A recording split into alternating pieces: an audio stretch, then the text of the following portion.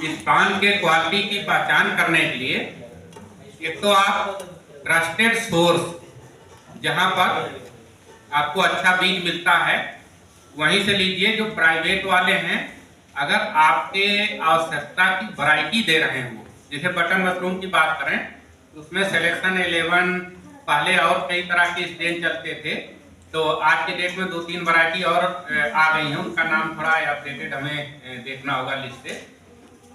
तो वही वाले स्ट्रेन जैसे डेल्टा स्ट्रेन पहले चलता था, डेल्टा था सिलेक्शन 11, तो आप उनसे पूछ लोगे कि आपके पास कौन सा स्पान है, ठीक है। अगर वो कहते हैं हमारे पास यही वाला है तो तब उनसे लीजिए, अदरवाइज आप बिना स्ट्रेन का नाम पता करे हुए मत लीजिए।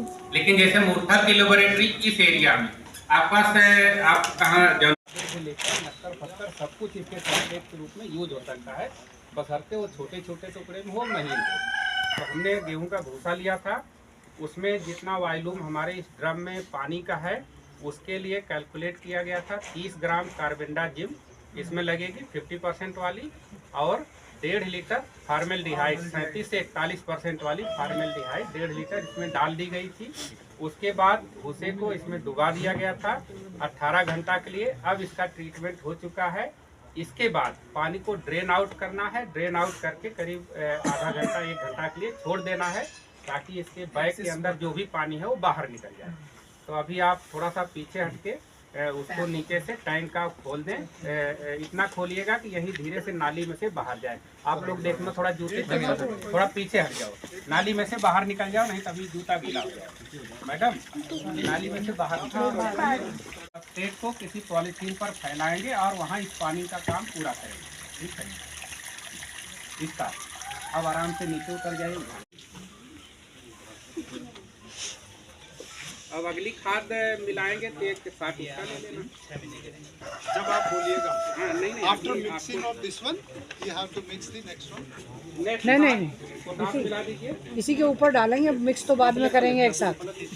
नेक्स्ट खाद क्या है? पोटाश।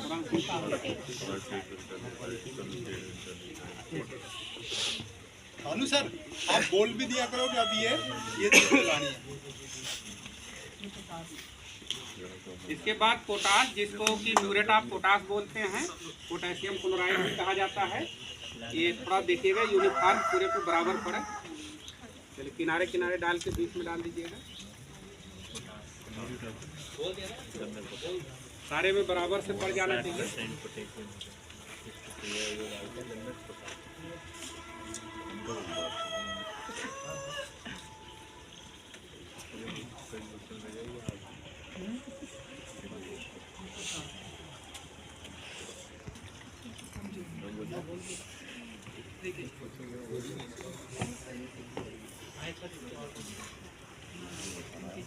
या यूरिया ले लीजिए, आप आ जाओ।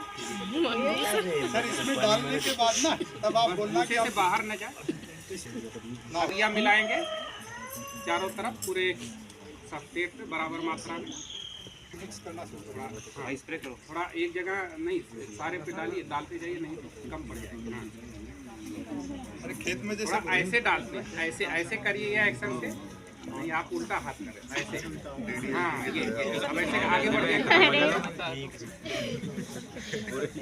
अब किनारे जाते रहिए प्ले करता है तो नाइट्रोजन जैसे ही बढ़ेगा वो अंदर रहेगी, उसमें माइक्रोबियल एक्टिविटी तेजी से बढ़ेगी, उसका टेम्परेचर भी बढ़ता है। अगर ढेर का साइज ऑप्टिमम है तो नाइट्रोजन, यूरिया से नाइट्रोजन मिलता है, तो नाइट्रोजन का बहुत बड़ा रोल होता है सब्सट्रेट डिग्रेडेशन में। जितना नाइट्रोजन ज़्यादा होगा उतना डिग्रेडेशन फास्ट होगा और टेम्परेचर पकड़ के खेत में ऐसे बुरा कोई बात नहीं, आ जाइए आगे। ये यूरिएज एंजाइम को करेगा, एंजाइम जो भी करता है ये यूरिया है, तो सारे बेसिकली यूरिया का मुख्य काम होता है। देखिए जब हम ये यूज कर रहे हैं तो इसके अंदर माइक्रोबियल एक्टिविटीज स्टार्ट हो जाएंगी। ये जो माइक्रोबियल एक्टिविटीज शुरू होती है तो जो माइक्रोब्स होते हैं उनको स्टार्टिंग में अपनी बॉडी बिल्डिंग के लिए जो होते हैं उनकी बॉडी हाथ एसिमिलेशन फेंकने के का लिए तरीका होता है, बहुत हाथ सारे ऐसे लेते हैं, न्यूट्रिएंट्स की ऐसे, जरूरत होती है। ऐसे, यहाँ से खड़े इसीलिए होके जब आप हम 10 ऑर्गेनिक मीटर फार्मिंग दूर की तक बात फेंक करते हैं, सकते हैं, ठीक है? टॉकिंग ना अबाउट द डीप ऑर्गेनिक फेंकना, फार्मिंग, थोड़ा ऐसे ऐसे तो उसमें क्या होता है, लोग कहते हैं ना शुरुआत में फेंकना यील्ड है, कम ऐसे, आती है, ये उसका वाला रीजन मूवमेंट यही है कि जो नेटिव नाइट्रोजन होती है उसको जो माइक्रोब्स एक्टिविटी है वो ले लेती है, तो उसमें आपको डेफिशिएंसी मिलेगा। सेम चीज यही है, अगर हम इसमें यूरिया नहीं डालेंगे तो उससे क्या होगा कि ये जो इसकी नाइट्रोजन होगी भूसे की, वो माइक्रोब्स ले लेंगे तो थोड़ा डेफिशिएंसी आ सकती है, तो वो उसको प्रोलिफरेट करने के लिए हाँ हम भाई उस पर लीफलेट माइक्रोबियल एक्टिविटीज बढ़ेगी, साथ ही साथ इसमें न्यूट्रिएंट कंटेंट हाँ लेकिन या 3 क्विंटल है लिखा है उसके साथ, लेकिन इसमें 2 यूरिया कम लिखे हैं। अब आप समझ लो बढ़ा दें, ठीक है, ये 2 kg होगा टोटल।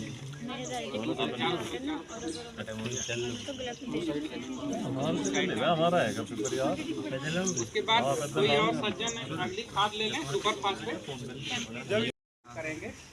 इसके बाद हम सिंगल सुपर फास्फेट का प्रयोग कर रहे हैं। मैं नहीं जाना है, तक खत्म नहीं जाना है, चाहे 2 बजे 1 किलो पोटास की सिंगल सुपर फास्फेट की मात्रा एक जैसी होती है। ये देखिए इन्होंने कितना जल्दी और यूनिफॉर्मली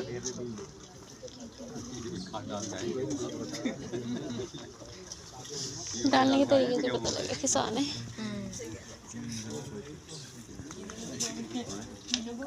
कहता रहा हूँ नहीं, अच्छा किया अंकल ने।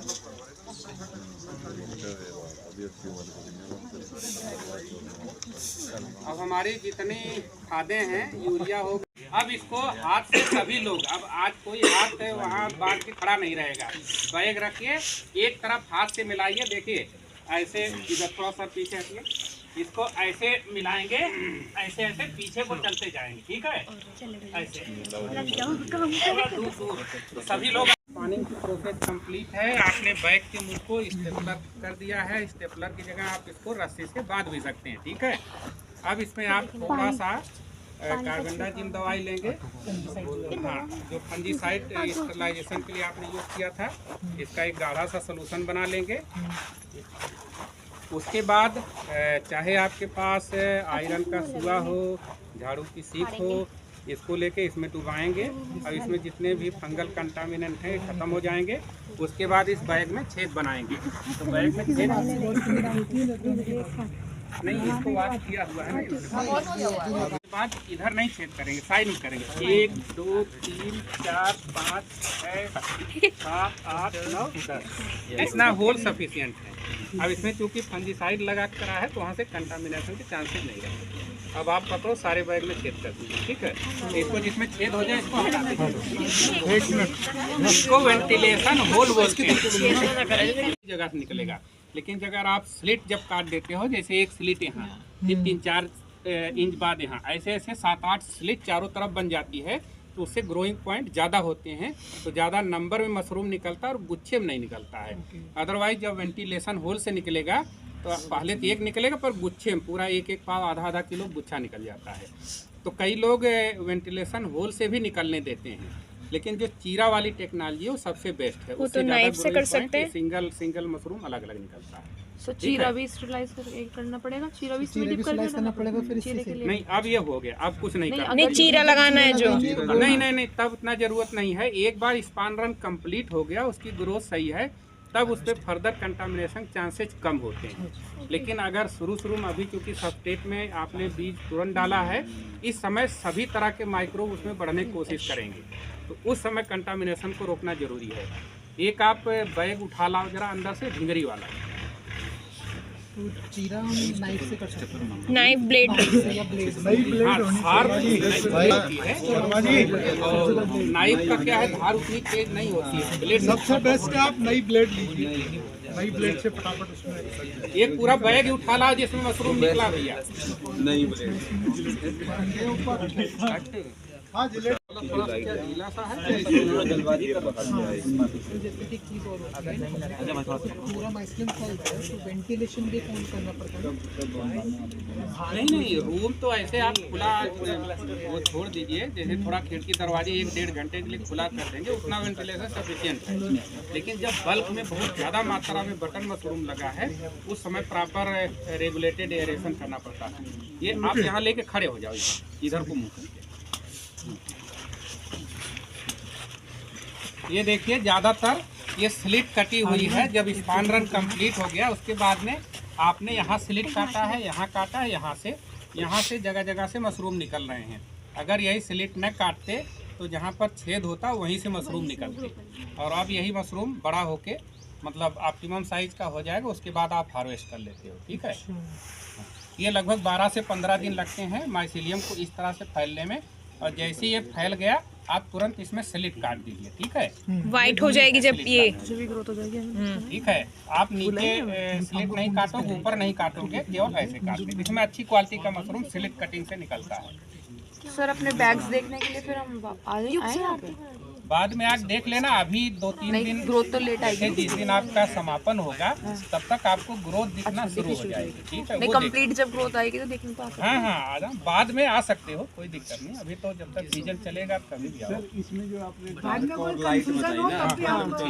आ सकते हैं हम वेंटिलेशन का हाँ, कभी भी आइए यहाँ, कोई देखिए, अगर छोटा क्राफ्ट रूम है, बटन या ढिंगरे के लिए जैसे इतना बड़ा क्राफ्ट रूम है, अगर सुबह 1 घंटा खुल गया, लेकिन एकदम ओपन मत रखिए। कुछ जाली, क्योंकि यहाँ जाली प्रयोजन नहीं, हम बता तो रहे हैं पर है नहीं, पर रहनी चाहिए। तो उससे क्या, कीड़े मकोड़े अभी ठंड है तो नहीं आ रहे हैं, लेकिन फरवरी के महीना में कीड़े का भी मूवमेंट हो जाता है। उस समय केवल कभी भी 1-1.5 घंटे सुबह खोल दीजिए, 1-8 घंटे शाम, उतने में जितनी रिक्वायर्ड ऑक्सीजन उसको मिल जाती है। लेकिन जब बड़ा क्राफ्ट रूम है, जो कंट्रोल क्राफ्ट रूम होते हैं, वहाँ पर प्रॉपर डक से एरेशन की साइकिल मेंटेन होती है। तो वहाँ कार्बन डाइऑक्साइड के सेंसर लगे होते हैं, 1000 ppm से ऊपर जाना नहीं चाहिए। तो वो सब मेंटेन करने के लिए सेंसर होते हैं। सेंसर से अपने आप सिग्नल जाके उसको ऑन ऑफ करता रहता है। तो वहाँ इसीलिए वहाँ भरभरा के एकदम मशरूम निकलता रहता है। 22वें दिन में टर्मिनेट हो जाती है फसल। ठीक है, तो अब इसको बैग को जहाँ से ले आए थे रख दीजिए। अब इन बैग को वहाँ उल्टा क्यों रखते हैं? इस बैग को सीधा नहीं रखेंगे, उल्टा रखेंगे। वो बेसिक बन जाए। सुनो एक चीज, इसको रखो ना, थोड़ा सा ऐसे सिस्टमेटिक फोटो खींच लेंगे ऐसे। अब उल्टा रखिए ऐसे, ठीक है। एक साइड से रखो, ऐसे चाहे जाए मत 6 इंच गैप करके थोड़ा और ऐसे ठीक। अगला आगे रखो, अगला आगे रखो, थोड़ा लाइन से रख दो। ठीक है, ऐसे एक लाइन और बना दीजिए। यहाँ एक और रख दीजिए, एक बैग।